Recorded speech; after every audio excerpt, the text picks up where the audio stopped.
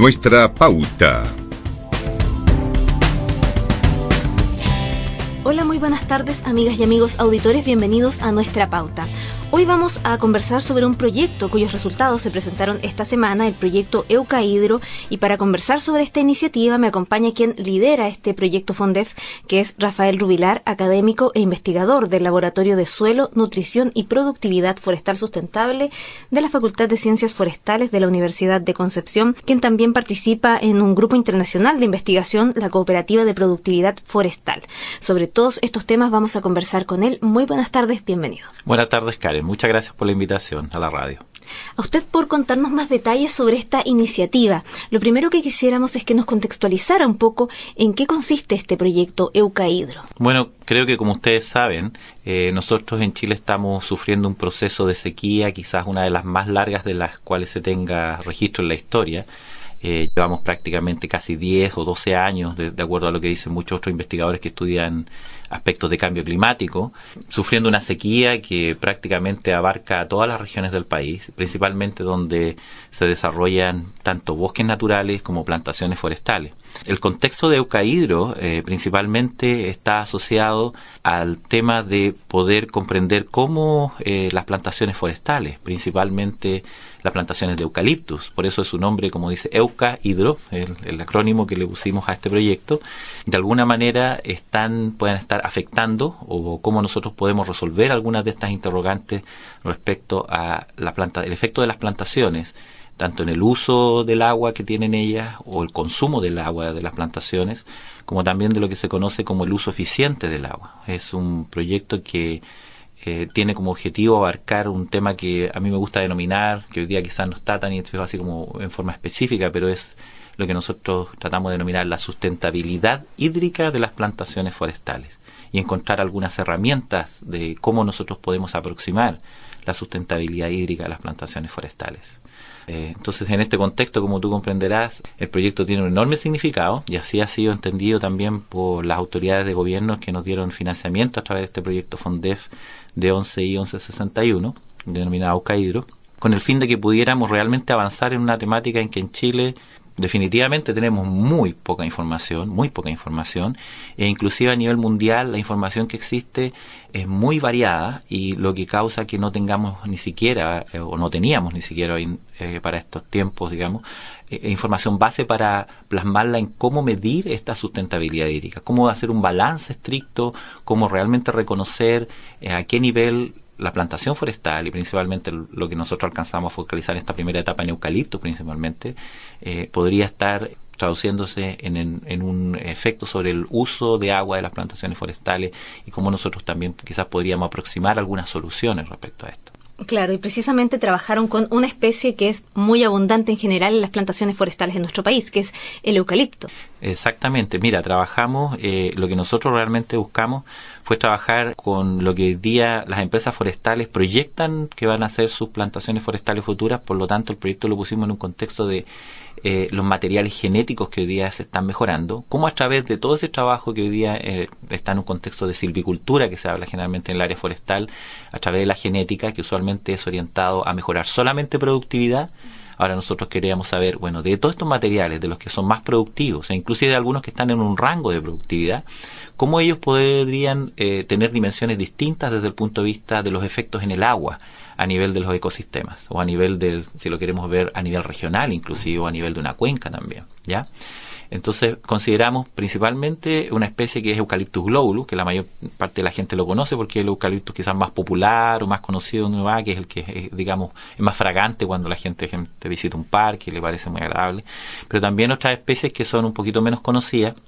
que son Eucalyptus nitens, que es una especie más tolerante al frío, pero que es plantado ampliamente, y una nueva variedad que han desarrollado las especies, que es un híbrido que es entre estos dos padres, que es nitens y globulus, ¿okay? Nitens es madre, generalmente globulus es padre, hay gente que lo llama globulus nitens o nitens globulus, depende cómo algunas personas lo consideren dentro de su acervo genético o conocimiento más fundamental. Y también consideramos unas especies que son sumamente desconocidas acá en Chile, que fueron incorporadas por una de las empresas que participaban en este proyecto, en las cuales se consideró un eucalipto que se llama Pangensis, otro Smithi, y otro que es Camaldulensis globulus, cosa que la gente conoce menos. Hacia el norte se conoce más esta especie de Camaldulensis, que es una especie mucho más resistente en el tema de agua. Es un proyecto bien único en el sentido de cómo se generó, porque a pesar de que a ustedes les parezca increíble, ustedes saben que hay 2 empresas muy grandes en Chile que trabajan a nivel de plantaciones y ellas manejan de todo lo que se ha hecho. Este es un primer proyecto quizás que se hace en forma conjunta, donde ellos colocan sus materiales en el terreno del vecino y donde nosotros pudimos establecer estas pruebas con experimentos digamos, de muy largo trabajo, de un proceso muy profundo, investigando prácticamente, como quien dice, el flujo sanguíneo de los árboles. Si ustedes fueran a nuestros experimentos, verían cada uno de estos árboles con una serie de cables, con una serie de sensores a un nivel muy, muy avanzado. Nosotros justamente en este seminario que organizamos, en la tarde de ese día llevamos a la gente a campo y ellos no podían creer el nivel de avance tecnológico que tenemos, y hoy en día están así que algunos de nuestros investigadores colaboradores están interesados en técnicas que nosotros pudimos desarrollar acá y llevar al extranjero. Por lo tanto, para nosotros ha sido, digamos, una cosa única. Fíjate, Karen, que sin darme cuenta, en el desarrollo del proyecto Cairo, que lo desarrollamos con estas 2 empresas, para mí fue toda una sorpresa, porque en algún momento, cuando uno, a pesar de que uno es bien informado en la literatura y uno lee bastante en todos los temas para poder desarrollar un proyecto de esta naturaleza e invitar a la gente correcta también, que puede hacer aportes importantes, nosotros armamos este proyecto pensando en lo mejor, en cómo hacerlo lo mejor posible. Y lo simpático es que hoy día probablemente, sin mirando, digamos, sobre todo por los comentarios que tuvimos de los investigadores extranjeros, nosotros probablemente tenemos el proyecto más avanzado en el mundo en esta temática, que es en esta interacción entre cómo con materiales genéticos nosotros podemos realmente investigar lo que son los temas o cómo podríamos dar una solución a través de los temas genéticos respecto al uso de agua y la eficiencia que llamamos del uso de agua de una plantación forestal. Para darle más claridad a la gente, cuando hablamos del uso de agua, es cuánta agua transpira una plantación, ¿ok? Y cuando hablamos de eficiencia de uso de agua, en este caso se refiere a algo más productivo, que obviamente a la gente de empresas les interesa, pero también tiene un balance, como quien dice, con cuánto nosotros podemos vivir en un ecosistema sin afectar tanto el consumo de agua, que es la eficiencia en el uso de agua. Principalmente que tiene que ver con cuánta agua es utilizada para producir un metro cúbico de madera, o 1 kilogramo de biomasa de madera en este caso, que es algo que es muy relevante, porque muchas veces una especie puede transpirar mucho pero puede ser muy poco eficiente, o una especie puede transpirar poco y ser altamente eficiente. Entonces hay, como quien dice, un balance dentro de ello. Y otro aspecto que obviamente nosotros investigamos tenía que ver con el tema de cómo utilizan el agua, que es algo que quizás ni siquiera en la literatura hoy en día ese concepto ha sido tan expreso. Nosotros hoy día tenemos una razón mucho más clara respecto a que algunas de estas especies utilizan el agua en periodos distintos, lo cual en muchas investigaciones generalmente se dice, bueno, esta especie utiliza, por decir algo, 1000 milímetros, 1500 milímetros, por decir, de agua, pero definitivamente, ¿cuándo los utiliza? Los utiliza en invierno, los utiliza en primavera, los utiliza en verano. Y es muy relevante porque generalmente para efectos prácticos, este concepto que yo traté de denominar el uso eficiente del agua más que la eficiencia del uso, que es un concepto más científico, ese uso eficiente del agua está relacionado con este patrón de uso. Una especie, si por ejemplo utiliza mucha agua más en periodos de invierno o entrada de primavera, puede que no tenga un impacto tan grande para efectos de una comunidad o un sector donde obviamente existe un conflicto con el uso de agua, comparado con, por ejemplo, si una especie tiene mucho uso, ya avanzada la primavera, avanzado el verano, cuando obviamente los caudales son más bajos o tiene un impacto mayor en esa realidad. Entonces, hay una serie de aspectos de esto que realmente es un mundo muy, muy complejo, muy interesante de abordar en ese sentido. Son muchos los factores que tuvieron que tomar en cuenta entonces para poder llegar a los resultados. ¿Cuáles fueron los principales resultados, los resultados que también tal vez a ustedes los sorprendieron en esta investigación? Porque siempre hay unos resultados que uno espera, me imagino, sí. Al comenzar la investigación se plantean hipótesis y uno espera llegar a resolver esas preguntas, pero en el camino van surgiendo otras cosas. Exacto, mira, una de las cosas que para nosotros fue muy relevante fue darnos cuenta que quizás mi expectativa, en forma bastante modesta quizás en el sentido de lo que nosotros estábamos haciendo, pensábamos que íbamos a tener diferencias entre las especies de 10%, de 5% en las diferencias del tema de uso de agua que podían tener a nivel de un sitio. Pero sucede que al final del proyecto, al comparar muchas varias especies y al comparar, digamos, su uso de agua específico que podrían tener en un sitio, nosotros estamos hablando que en algunos casos podemos tener diferencias de más de un 70%, lo cual, obviamente, si nosotros lo miramos desde el punto de vista de productividad de agua en un ecosistema, tiene una enorme relevancia, porque quiere decir que estratégicamente, por ejemplo, se pueden generar muchas soluciones. Hoy en día muchas de las empresas están entrando en un contexto en que tienen que encontrar soluciones para trabajar a nivel regional con las comunidades, y muchas comunidades también ven esto de las plantaciones como una especie de amenaza sobre sus recursos hídricos, sobre el agua que queda para la comunidad, sobre el agua que queda para la sociedad. Entonces hay muchas zonas que son de conflicto, y lo simpático es que si uno piensa que puede reducir en un 50% la transpiración de la plantación, o por lo menos escoger una especie, o escoger un genotipo o un material que con el cual nosotros podemos reducir este impacto, llamémoslo así, sobre el recurso hídrico, la oportunidad es enorme, porque estamos hablando de que probablemente inclusive podría representar un cambio en el paradigma de cómo estratégicamente una empresa hoy día puede utilizar esta información para decidir qué especie va a ubicar en un lugar donde existe el conflicto del agua, y asimismo puede decir: en esta zona no existe conflicto del agua y puedo apostar por una especie que tiene máxima tasa de crecimiento o mayor eficiencia de uso de agua completo. Entonces es un tema de que permite redireccionar mucho las estrategias. Al mismo tiempo, inclusive permite redireccionar estrategias que actualmente ellos están llevando a nivel de establecimiento de los cultivos a nivel regional, porque si bien nosotros, digamos, la herramienta, que todavía no hablaba de la herramienta que nosotros generamos, que quizás es el desafío más grande que generamos en este proyecto, tiene que ver con que ellos pueden al mismo tiempo ser capaces de direccionar lo que se conoce como silvicultura. Es decir, por ejemplo, pueden decidir que si bien un genotipo es muy rentable para la empresa, saber que si ese impacto en el agua es importante, pueden decidir plantar menos árboles, y esa diferencia en este caso de las densidades de árboles que son establecidos puede hacer la diferencia también en el balance hídrico que se consigue con un mayor equilibrio con el ecosistema, o con mayor producción en un sentido social o productivo para otros fines que no sean exclusivamente la parte forestal. Y eso, digamos, es una tremenda oportunidad que yo creo que para efectos de las mismas empresas que hoy día tienen procesos de certificación muy profundos, es un enorme paso. Y nosotros estamos, como se podría indicar hoy en día, un paso adelante de inclusive muchos países. Estamos más adelante que Australia, estamos más adelante que Brasil, estamos mucho más adelante que Estados Unidos en esa temática. Que lo simpático es que nosotros logramos hacer de este proyecto algo práctico, digamos, una herramienta práctica que permite hacer estas inferencias acerca de estos materiales genéticos, y eso es un logro enorme. Claro. Pero está en un prototipo, ¿okay? Está en un modelo prototipo hoy en día. La herramienta que nosotros generamos, pero los resultados que tenemos ya son aplicables. El tema es que la herramienta, obviamente uno como científico es cauto, y así lo presentamos también a los comités que financian a nivel de FONDEF y que nos dieron luces verdes respecto a ahora formalizar esta herramienta y estructurarla. Obviamente ellos quieren que esta herramienta tenga un sentido en que nosotros podamos hacer una transferencia tecnológica después a usuarios, y pueden ser tanto organismos de gobierno como las mismas empresas privadas que lo apoyen, con el sentido de que ellos puedan hacer una planificación estratégica ya teniendo esta herramienta validada. ¿Okay?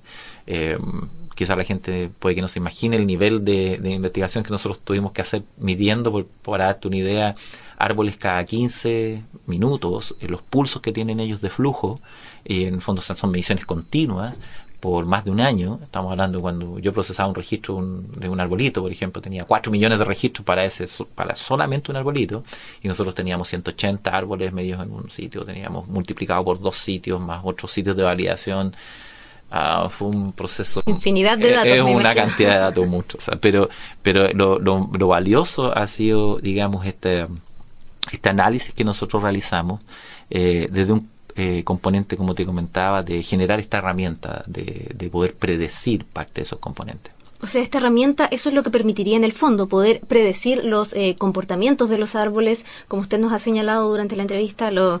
cuáles serían efectivamente los más adecuados para ciertos lugares, la cantidad, los más recomendables. Una herramienta que le permitiría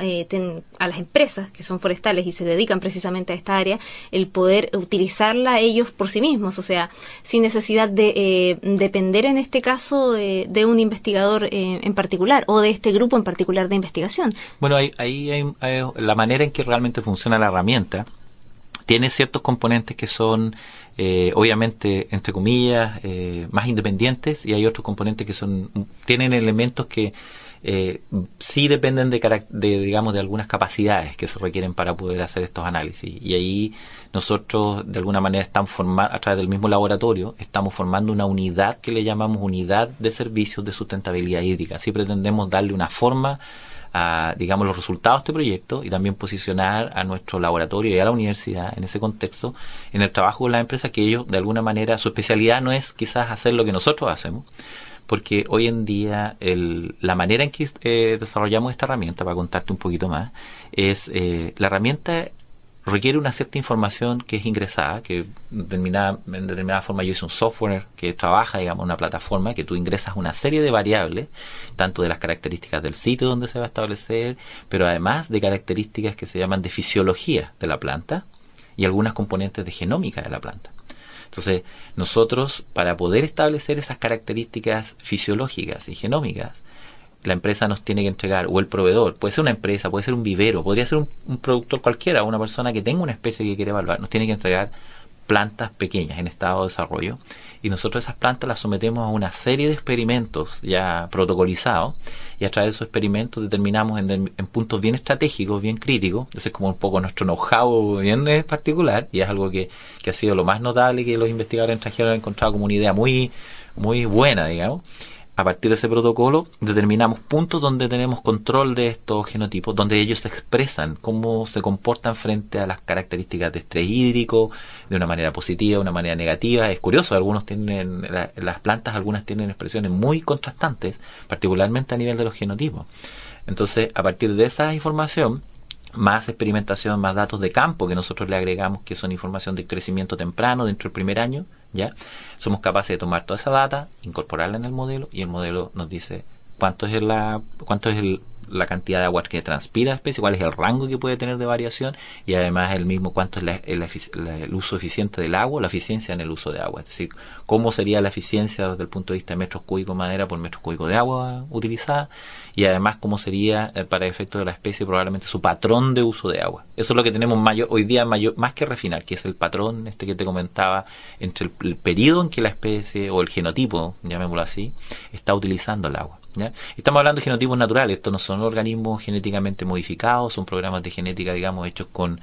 cruces naturales que han hecho las empresas. No estamos hablando de organismos especializados en ese sentido. Por lo tanto, también tiene un contexto completamente natural dentro del rango de la investigación que estamos nosotros haciendo.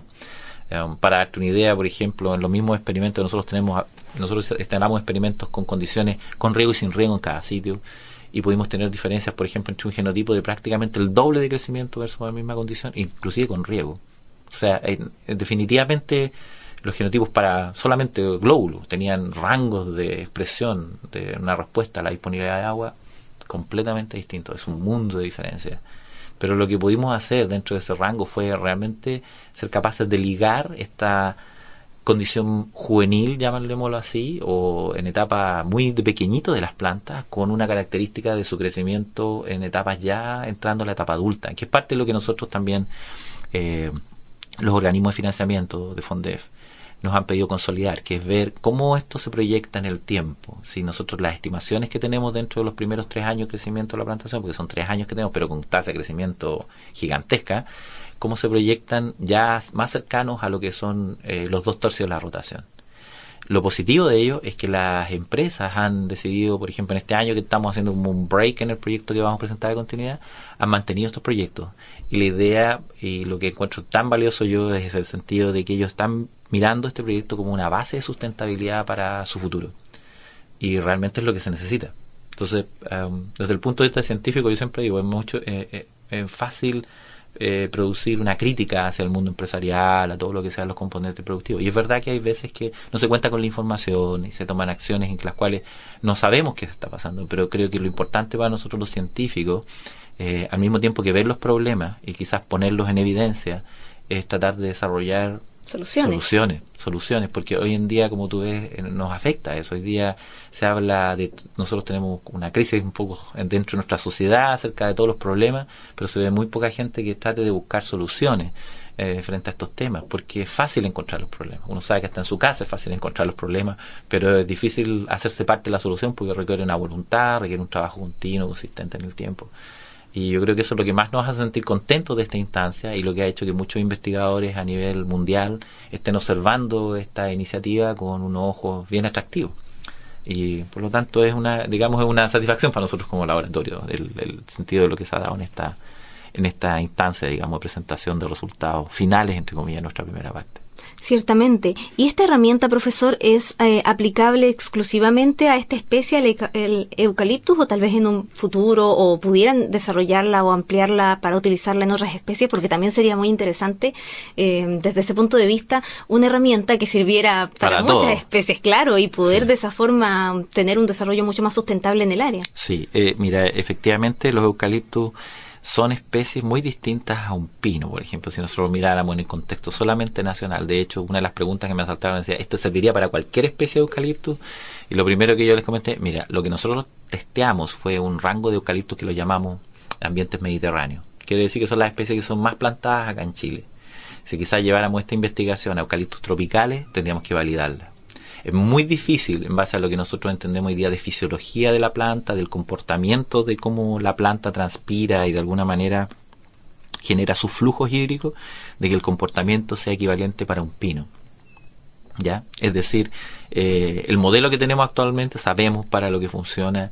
y científicamente, siendo responsable, uno tiene que saber que lo más seguro es que tenemos un rango de evaluación que en eucaliptus mediterráneos debería funcionar muy bien, que es para lo que hoy día nuevamente se requiere. Inclusive tenemos los nuevos genotipos que las empresas están estableciendo, que son, digamos, algo como que estamos adelante de lo que hoy en día era la pregunta anterior, que no teníamos ni siquiera la respuesta para los antiguos. Pero el hecho de pensar en otras especies requeriría hacer una investigación base, y que hoy día, de hecho, eso es lo que me están pidiendo. Yo creo que a veces el tiempo no da como para hacerlo todo conjunto. Y conversando con la misma gente de empresa, yo muy contento por los resultados, inclusive gente de CONAF o de otros organismos que ha visto nuestros resultados, me han planteado inmediatamente, bueno, tenemos que hacerlo con pinos, etcétera, y yo les digo, bueno, ok, pero claro, tenemos que ordenar un poco, porque sí, realmente el trabajo el trabajo ha sido una cosa, no es por ¿Cuánto exagerarlo. tiempo, perdón, llevan trabajando? Son 3 años del proyecto, pero el conocimiento, digamos, para poder lograr que todo funcione bien en este tipo de proyecto, porque tiene una cantidad de elementos hay que entender de electrónica, para poder hacer que cada sensor, cada parte del sensor, cada registro sea consistente, un chequeo mensual, inclusive a veces cada 2 semanas, para poder ver que efectivamente toda tu data venga de una manera correcta en el tiempo, tener que funcionen estaciones meteorológicas, que no te fallen los sistemas de riego, que tienes que tener sensores midiendo esos sensores de riego y alimentando una cantidad de información de feedback que es muy muy grande. Son muchas variables. ¿Qué pasa con una plaga, por ejemplo? ¿Se afectaría o no también esto? Bueno, efectivamente una plaga también. Nosotros, lo interesante es que como el material que está hoy en día en los ensayos,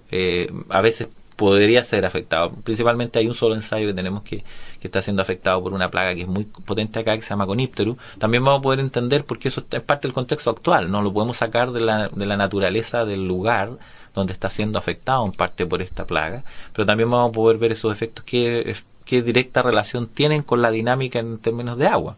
Entonces, de alguna manera se hace sumamente valioso entender esto en distintas etapas,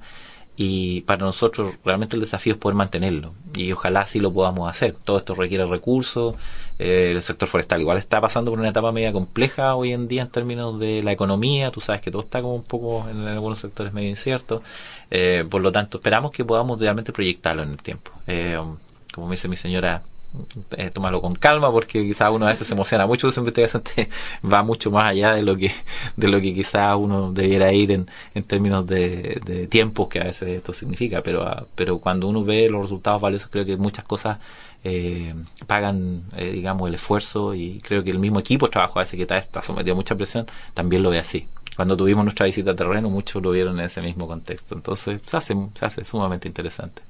También quisiera que aprovechara de contarnos sobre este grupo, la Cooperativa de Productividad Forestal, este grupo internacional en el que usted participa, porque seguramente estas alianzas, usted mismo nos señalaba, hubo investigadores internacionales, extranjeros en la presentación de los resultados de este proyecto, y grupos como este, por supuesto, que permiten además potenciar el trabajo, ya que nos ayudan a conocer también qué se está haciendo en esta misma área en el extranjero, o darse cuenta, como usted nos ha señalado, que en esta área en particular, Chile al parecer lleva la delantera en es así, sorprendentemente para uno a veces mirar esto. La cooperativa es en este caso un grupo colaborativo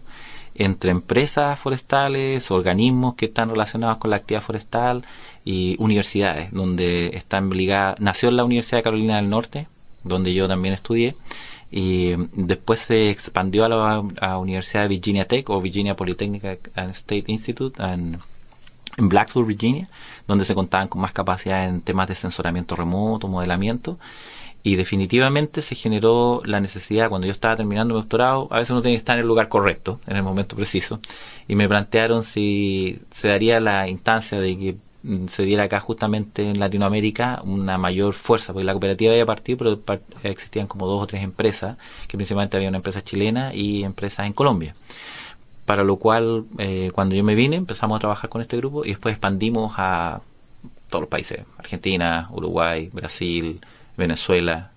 Ecuador. Hoy en día tenemos miembros en toda Latinoamérica, y además en Estados Unidos. La cooperativa probablemente es el organismo más grande a nivel de investigación en relación con industria,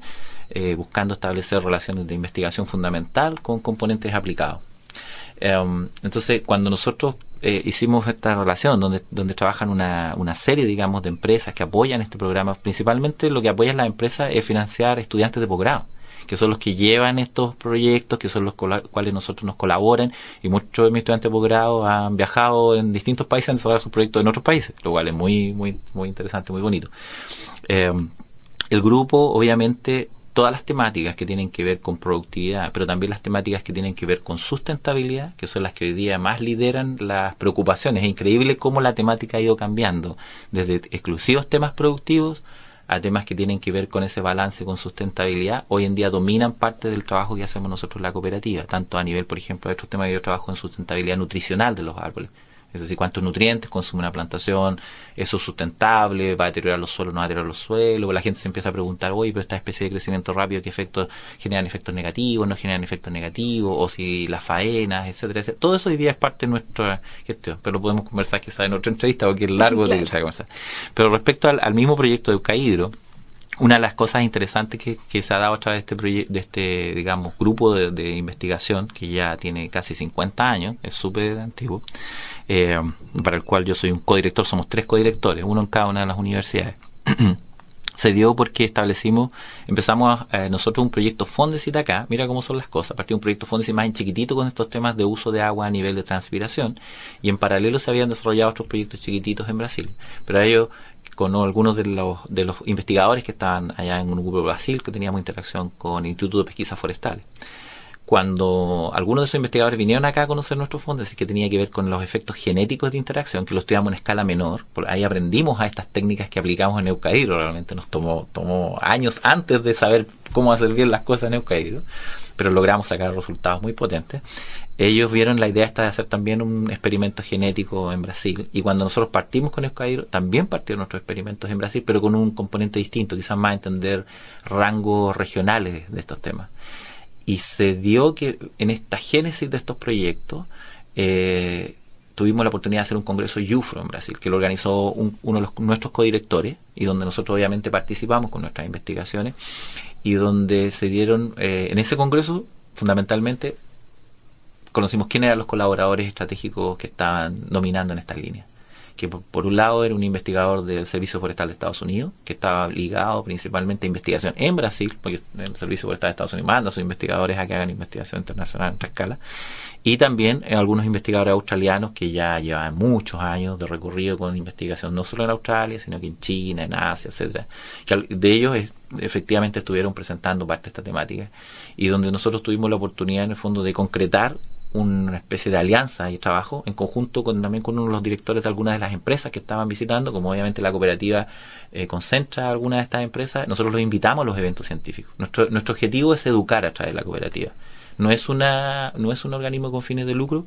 es un organismo con fines de educar, de formar gente a nivel de investigación y también de todas estas temáticas que estamos conversando, pero al mismo tiempo de transferir hacia la empresa un conocimiento creciente en términos de preparación y formación de todo lo que tiene que ver con tanto con las relaciones, no solo productivas, sino que también con las relaciones de sustentabilidad del bosque. Entonces se dio esta sinergia y cuando ellos participaron,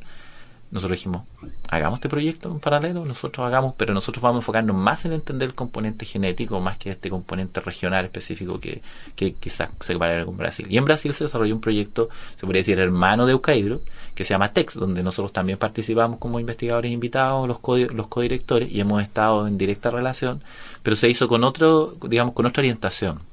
Quizás lo nuestro, nosotros nos guardamos un poquito la idea de hacer esta predicción temprana. No solamente entender qué pasaba con las plantaciones, sino que mirar la posibilidad de realmente generar una herramienta que hiciera este nexo de predicción temprana, que yo tuve la oportunidad de presentar un poco la idea, así en términos genéricos. No podía presentar todos los detalles la misma, porque obviamente para Fondefe uno está formando una estrategia que tiene que, digamos, no sería como extraño decir comercial, pero de alguna manera eso es lo que permite el financiamiento, como de que se genere una herramienta chilena, potente, que pueda hacer una cosa única.